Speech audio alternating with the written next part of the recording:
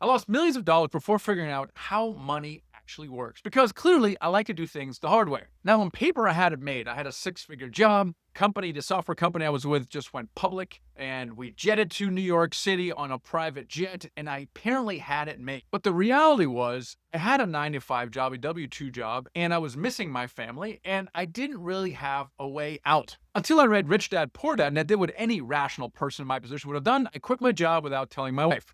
That part I don't recommend. You might think the first thing I did was real estate investing, but I did not. I took a bunch of classes, I traded stocks and options. Yes, I flipped a house for good measure, but I really got into the restaurant business. Isn't that what you would have done? The most direct path to financial freedom. But that did not work out well for me because the recession in 2008 crushed the restaurant business I was in. I lost my IPO millions. It was a complete disaster. And that's when I turned to real estate and I decided to flip houses.